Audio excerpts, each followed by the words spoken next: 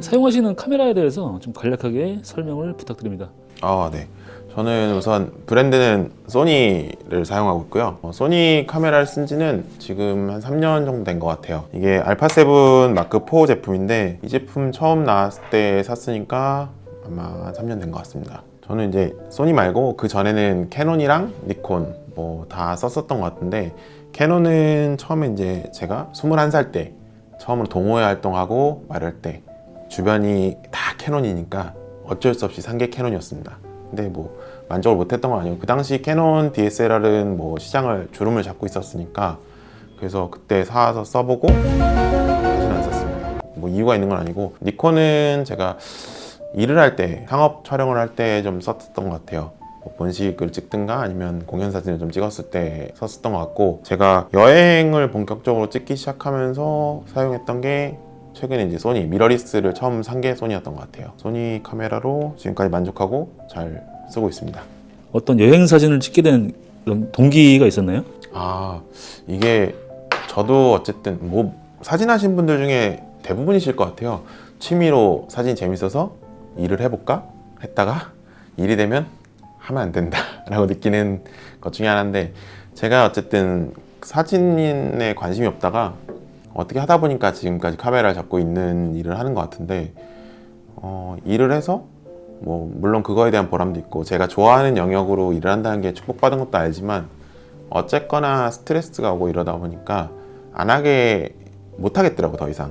그러니까 제 감정이 스트레스로 인해서 어쨌든 대화를 하면서 촬영을 해야 되는 게 상업사진이다 보니까 안 하게 되고, 제가 좋아하는 영역이 뭘까 해서 돌아다니는 거, 돌아다니면서 이쁜 거 보고 찍는 거, 그게 두 글자로 보통 여행이라고 하더라고요. 근데 그렇게 하다 보니까 하는 것도 재밌고 약간 옛날 기분도 나고, 그래서 그때 처음에 이제 저랑 같이 사진을 시작했던 분들을 만나서 오랜만에 정말 한 4, 5년 만에 만나서 얘기해보고, 그러고 나서 여행에 빠지게 된 것 같아요. 그동안 안 돌아다녀봤던데 돌아다니면서 이런 것도 있구나, 그리고 여기는 왜 안 와봤을까, 약간 이런 느낌? 그래서 여행 사진에 빠지게 된 것 같고, 지금은 약간 저도 여행을 좀 늦게 시작한 케이스, 그러니까 세계 여행을 이제 하나둘씩 하고 있는데, 늦게 시작한 케이스여서 제가 요새 제일 부러운 게, 같이 여행을 가는 친구들이 저보다 어리면은 여행 경험이 저보다 근데 많아요. 20대 초중반부터 다녔던 친구들이라서 그 친구들이 제일 부러운 게, 20대 때 그 이제 뭐 지금도 돈이 많은 건 아니지만 20대 때 그 알바해서 하나둘씩 모아서 여행을 나가는 경우도 많잖아요. 뭐 한 3개월 알바 빡세게 해서 일주일 유럽, 뭐 열흘 유럽 여행 이런 식으로 가는데, 그때 그 감정들을 저는 공유를 못 하니까 그게 좀 너무 아쉽더라고요. 지금 제가 여행을 다니면서 사진 찍는 이유가, 제가 뭐 뒤늦게 가긴 했지만 지금이라도 여행을 좀 망설이고 주저하신 분들한테 그 장소에 대해서 조금이라도 환상감을 주면은 조금이라도 빨리 가려고 시도를 해보지 않을까요? 약간 그런 생각으로 하니까 좀 더 재밌고, 여행 다니는 게 저도 재밌어서 하게 되는 것 같아요. SNS나 뭐 유튜브 그런데 뭐 욜로 좋아하다가 다 거지 된다 뭐 이런 그런 짤도 많잖아, 되게. 근데 궁금한 게, 이런 여행 커뮤니티나 그런 데서 활동을 하니까 잘 알잖아요, 그런 거. 실제로 그런 경우가 있어요, 이게? 어떤 일이든 어쨌든 밸런스가 중요하잖아요. 뭐 일과 뭐 여유도 밸런스가 중요한 것처럼, 여행에서 내가 진짜 여행만 하면 거지가 되겠죠. 여행만 즐기면. 근데 여행을 가서 내가 일을 할 수 있는 것들을 좀 즐기면서 할 수 있는 것들이죠. 이게 좀 건방진 말일 수도 있는데, 여행을 가서 내가 찍는 사진, 내가 찍는 컨텐츠 영상 같은 것들이 상업화로 풀릴 수 있으면은 그거는 진짜 베스트라고 생각을 하거든요. 보통 여행 크리에이터, 여행을 한다는 여행 유튜버들 요새 많죠.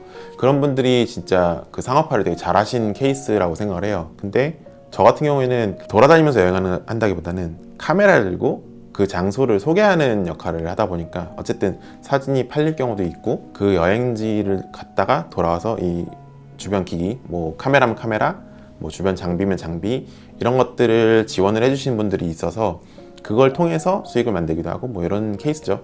그러니까 이 밸런스를 잘 지키면 좀 즐기면서 다닐 수 있는 것 같긴 해요. 다만 밸런스가 일적으로 몰리면 솔직히 돈이 더 될 거긴 한데, 똑같이 또 일로 스트레스 받고 싶지 않다는 생각에 좀 밸런스를 최대한 지켜보려고 하는 게 제 입장이고, 다른 친구들은 약간 소위 말해서 돈에 좀 미쳐있는 친구들도 있고요, 아닌 친구들도 있고, 정말 그 단계를 다 거쳐서 밸런스 지키려고 하는 친구들도 있는 것 같아요. 다양하게 있는데 확실한 건 거지가 될 가능성은 크긴 합니다. 여행지를 뭐 굉장히 많이 좀 다니신 걸로 알고 있는데 네. 그 중에서도 좀 뻔한 질문이긴 해요. 정말 다시 가고 싶다. 또 반대로 여기는 정말 헬이었다. 그런 데가 있나요? 해외일까요? 국내일까요? 일단은 국내부터. 국내 제가 제일 좋아하는 여행지는 솔직히 좀 진짜 뻔한데 전 궁궐입니다. 고궁. 특히 그 중에서 경복궁을 진짜 좋아해요. 이게 뭐 항상 제가 똑같은 질문을 받으면 답변을 항상 경복궁이라고 하는데 이유를 물어보세요. 왜 좋아하세요? 근데 이유는 없어요. 근데 그냥 좋아요. 이게 뭔 뜬금없는 소린가 싶은데 전생의 왕이었나 이게? 그건 아닌데 그냥 이상하게 가면 마음이 편해지는 장소예요. 저희 집이 아니라서가 아니라 그냥 어릴 때 그냥 제가 진짜 카메라를 처음 접했을 때 제일 행복하게 사진 찍었던 장소 중에 하나여서, 가면은 어쨌든 도시 발전이 엄청 빠르게 일어나는데 그래도 궁은 뭐 물론 경회로가 좀 옛날이랑 다르게 오픈되고 이런 바뀌는 있지만 그래도 궁 건물 자체가 바뀌진 않잖아요. 그래서 그 모습 그대로 간직하고 있고, 그 당시 제가 생각을 좀 그 당시 돌아가 생각하고 정리할 수 있을 때 그래서 좀 편하지 않을까 싶긴 합니다. 진짜 이유를 막 구체적으로 이거는 이것 때문이다, 이런 거는 좀 떠오르진 않아요. 근데 그 경복궁을 여행지라고 하긴 좀 그렇지 않나요? 어차피 그 수도권 사시는데? 그런가요? 저한테는 1시간 반 걸리는 것이라서. 약간 여행지 뭐 좀 지방으로 좀 내려가 보면 제일 떠오르는 데는 가파도, 제주도에 있는 가파도. 진짜 못하는 게 같이 있어야 돼요. 누군가 사람들이랑. 주변 사람들 눈치를 좀 많이 보는 편이어서 혼밥도 진짜 하게 된 지 몇 년 안 됐고요. 혼자 영화 보는 것도 힘들었고, 근데 혼자 여행을 간다? 이거 진짜 저는 꿈도 못 꿨던 일인데, 그러니까 누군가 대화할 상대가 필요하고 같이 공유할 사람이 필요하다고 항상 생각을 해서 여행을 뭐 최소 2명? 많으면 많을수록 좋고 이렇게 다녔었는데, 제가 처음으로 혼자 가본 여행지 가파도였어요. 한 번은 제가 초창기에 사진 같이 찍던 형들이랑 갔었고, 그 기억이 너무 좋아서 혼자서 날씨 좋을 때 한 번 더 가보고 싶다 해서 밤에 티켓을 끊고 다음날 새벽 비행기죠. 그러니까 한 불과 8시간 정도 뒤에 탈 비행기를 매표를 하고 가서 공항에서 모슬펀까지 가서 거기서 배를 타고 들어가서 가파도를 그냥 걸었어요. 아무 생각 없이 카메라 들고 걷고. 근데 왜 좋아하는지 모르겠습니다. 마음 편한 데를 좋아하는 것 같아요. 집에서 마음 편한 게 아니라 어디든 가서 혼자 마음 편한 데를 좀 많이 찾는 성향이어서 그런지 그래서 좀 좋았던 것 같아요. 가파도. 그럼 반대로 여기는 좀 아닌데 그런 데 있나요? 국내에서? 싫어하는데. 국내에서 싫어하는 안 좋은 기억이 있는데? 안 좋은 기억 있는 데를 얘기하면은 저는 그 관공서 일을 할 수 없는데 하나를 꼽자면 글쎄요, 안 좋았던데. 힘들었다. 진짜 힘들었던 데가 하나 있습니다. 하만에 그 낙화놀이 축제를 해요. 1년에 한 번씩. 근데 1년에 2번인가? 근데 이게 인스타그램에서 한 번 엄청 빵 터져서 그 다음 연도에 그 하만 요만한 연못이거든요. 연못에 집계로는 한 3-4만 명이 이렇게 몰렸다고 얘기가 나왔어요. 어느 정도냐면 하만을 들어오는 톨게이트가 막혔어요. 하만 진입이 불가능하다고. 그래서 고속도로에서 차가 하만을 못 들어오는 거예요. 하만 사는 사람이어도. 이렇게 군 단위에서 되게 작은 행사고, 그러니까 민속놀이처럼 이제 연례 행사처럼 진행을 했던 행사인데, 그게 예쁘다고 소문이 나서 갑자기 대비도 안 된 상황에서 너무 많은 사람들이 몰린 거죠. 그래서 제가 거기 가서 그냥 그 뜨거운 땡볕 아래서 진이 빠졌던 기억이 있어서 다시 안 가는 것 중 하나인 것 같아요. 그 행사. 근데 그 행사가 지금도 계속 해요? 네, 매년 하고 지금은 이제 좀 개선이 돼서 예약제로 바뀌었는데, 그때 갔다 왔던 사람, 그 앞에서 그 광경을 봤던 사람들은 못 갈 것 같아요. 왜냐면 이태원 참사가 일어나고 그 바로 다음에 행사였거든요. 그래서 갑자기 뭐 자리를 뒤에서 밀고 내려올 정도 위험했던 상황도 잠깐 있었고, 그러니까 여러모로 좀 아비규환이 없던 상황이어서 어쩌면 좀 트라우마가 남았던 분들도 있을 거고, 그래서 좀 꺼려지는데, 하만이 다 싫다는 건 아니고 그 행사가 좀 힘들었다 이런 얘기인데, 뭐 굳이 꼽자면 그게 좀 기억에 남는 것 같아요. 해외에서는 어디가 이렇게 좋았어요? 근데? 해외에서는 솔직히 다 좋긴 한데, 유럽 여행이라는 곳을 2023년도, 그러니까 재작년이죠, 처음 가봤어요. 유럽이라는 곳을. 그러니까 30대가 되고 좀 지나서 처음 유럽이라는 거 갔는데, 보통 유럽 가면 생각나는 게 파리, 뭐 바르셀로나, 뭐 마드리드, 뭐 이탈리아의 로마 이런 식인데, 제가 처음 간 데는 이탈리아의 돌로미티라는 곳이에요. 트레킹을 위해서 가는 곳이고, 약간 그냥 이탈리아가 이렇게 밑에 있으면 알프스 산맥 기준으로 밑에 이탈리아, 위에 스위스, 오스트리아 이렇게 있는데, 밑에 이탈리아의 알프스를 볼 수 있는 곳이죠. 거기는 이제 어느 정도냐면 동양인이 없어요. 일단 동양인이 아예 여행객이 없고, 그 유럽인들도 휴양지로 오는 곳이고, 그러니까 진짜 산을 좋아하고 걷는 걸 좋아하는 사람들이 오는 데인데, 왜 기억에 남냐면 그냥 유럽이란 곳에서 그 알프스 산이란 걸 처음 봤고, 그 압도란 단어가 좀 맞아요. 사진이나 영상에 감히 담을 수 없을 정도의 큰 것들이라서 그 기분을 좀 잊지 못해서 제일 기억에 남는 것 같아요. 좀 신선하기도 했고, 신선 다음엔 충격이 좀 많이 컸던 여행지여서 다시 가고 싶습니다. 진짜. 좀 힘들었다. 싫다기보다는 좀 힘들었다 그런데. 힘들었던 데는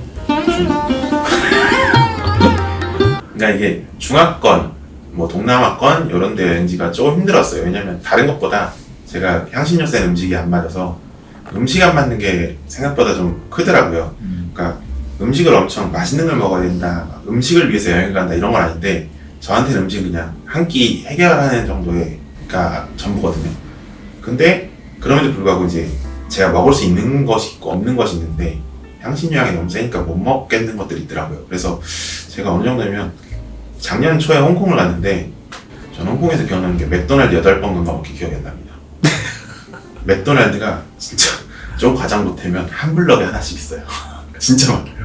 그래서 맥도날드 간 이유가 뭐 밥집 찾기도 귀찮은 것도 있는데 좀 안 맞아서, 그래서 그냥 끼니 때우는 용도로 맥도날드를 갔던 것 같아요. 홍콩 음식이 좀 이상해요, 근데? 제가 맛집을 못 찾긴 하는데 맛집 찾는 거 못하거든요. 음식 먹는 거에 그렇게 크게 관심이 없어서. 그래서 그런지 제가 홍콩에 맛있는 집을 못 갔어요. 근데 지금은 좀 가서 그 현지의 음식을 맛있는 데서 하나는 먹어보자로 마인드를 좀 바뀌긴 했는데, 다시 간다면 하나 정도 맛있는 데 가보지 않을까 싶긴 해요. 제가 홍콩 음식을 제 입맛에 안 맞았던 거고 제가 못 찾았던 거지, 못 먹겠다 이런 건 아니었던 것 같아요. 다음 주면은 이제 꽃이 필 텐데, 아, 네, 그렇죠. 이제 돌아오는 봄꽃 시즌에 또 뻔한 질문이에요. 아, 이곳만큼은 반드시 가야 된다. 강추한다. 아, 꼭 가야 된다. 봄꽃이면 그냥 대표적으로 벚꽃일까요? 벚꽃, 매화, 뭐 개나리 많잖아요. 매화, 개나리. 벚꽃은 저는 지방 중에 예뻤던 거는 대구가 좀 많이 기억에 남는 것 같아요.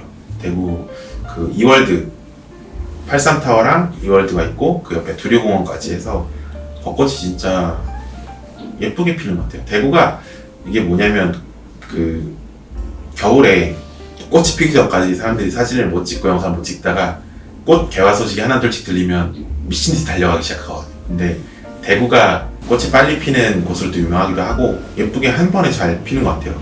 그래서 제가 때가 좋아서인지 모르겠는데 그냥 가서 그게 예뻤기 때문에 기억에 많이 남고, 벚꽃은 또 하나가 남해가 좀 기억에 나요. 남해 그 다랭이 논밭 쪽에 벚나무들이랑 밑에 유채꽃이랑 예쁘게 있어서 그거를 이제 드론으로 봤던 뷰가 전 기억에 좀 남는 것 같아요. 그럼 수도권 뭐 좀 추천한 데가 있을까요? 수도권 가까이 이제 꽃 보러 가기 좋은 곳은, 제일 좋은 거는 솔직히 공원이겠죠. 공원인데 저는 개인적으로 공원보다 추천하는 거는 솔직히 궁이에요. 궁을 추천하는 이유는 딱 하나입니다. 나무 관리들이 진짜 잘 돼 있습니다.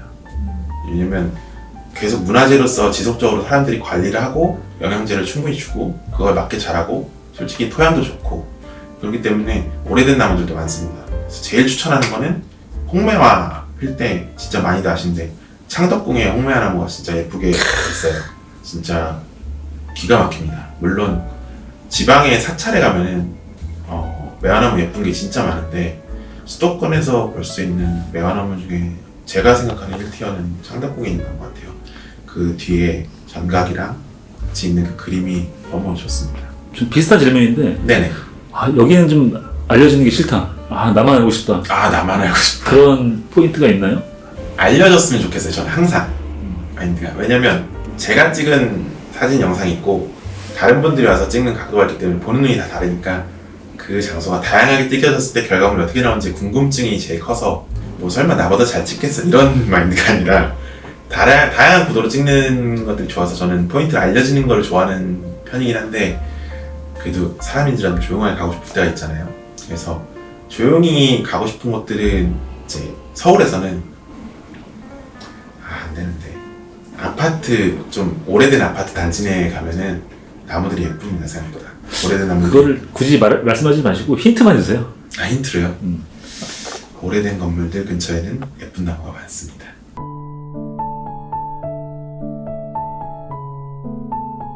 지금 소니 렌즈만 쓰시는 걸로 알고 있는데 네네. 이 서드 파티 렌즈는 좀 써봤나요 지금? 네, 많이 썼죠. 그 브랜드가 다양해서 감사하게도 여러 가지 궁금한 걸 좀 못 참는 성격이기도 하고 써보자 주의여서 많이 써본 것 같습니다. 저는 좀 많이 긍정적으로 보는 편이에요. 왜냐면 똑같은 렌즈여도 그 찍었을 때 느낌이 아예 다르기 때문에 그런 것도 있고 뭐 경쟁도 될 수도 있고 여러 가지로 좀 다양성? 어떻게든 다양성도 되고 렌즈가 솔직히 뭐 예를 들어서 여기 DTR 디자인 렌즈가 있는데 이 렌즈가 안에 유리들이 엄청 많은데 이걸 통과하면서 빛도 많이 바뀌고 그거에 따라 색감도 많이 결정되고 해서 고유의 이제 소니면 소니 렌즈들의 이제 색감이 있을 거고 뭐 타 브랜드면 타 브랜드들의 색감이 있듯이 그러니까 자기한테 맞는 게 있을 것 같아요. 왜냐면 어떤 게 딱 좋아 베스트셀러, 스테디셀러 이런 것도 있긴 하지만 나한테 맞는 걸 찾는 게 진짜 중요하다 생각을 해서 단적인 예로 일본의 작가분들은 뭐 한 브랜드의 렌즈만 엄청 좋아하시는 분들도 있어서 그런 식으로 전 서드파티에는 좀 많이 관대하다고 해야 되나요? 그냥 좀 환영하는 편입니다. 앞에 있는 렌즈가 그 네. 75mm인데 네, 요거 75mm는 어떤 용도로 많이 쓰나요? 사실 75mm는 이제 사진을 한 10년, 15년 정도 하셨으면은 조금 낯선 화각이긴 하죠. 보통 85mm랑 좀 비슷한 느낌인데 85mm 렌즈 뭐 요 정도 준망원 렌즈죠. 요 렌즈들이 보통 흔히 별명으로 얘기하면 여친 렌즈 이렇게 좀 많이 불렸던 것 같아요 예전에. 그래서 이게 상반신 정도 바스트샷을 찍을 때 대화를 편하게 하면서 거리상으로 상반신을 찍기 딱 괜찮은 정도의 타입이어서 여친 렌즈라고 보통 이름을 붙였던 걸로 제가 기억을 하거든요. 근데 75mm 렌즈 그래서 결론은 인물 렌즈로 좀 많이 알려진 것 같아요. 이 정도 화각대 렌즈들이 인물 사진을 찍기 좋고 그리고 그 광각단에서 아무래도 망원단 쪽으로 가면은 아웃포커싱이 좀 자연스럽게 되는 경우도 있어서 인물 부각시키는 데 좀 도움이 많이 되는 편이기도 하고 이 렌즈가 그런 식으로 많이 쓰이는 것 같아요. 제가 느꼈던 거는 저도 처음에는 인물 전용 렌즈, 뭐 인물용 렌즈 이렇게 생각해서 많이 썼었는데 망원, 준망원, 망원 계열로 풍경 찍으면 좋습니다.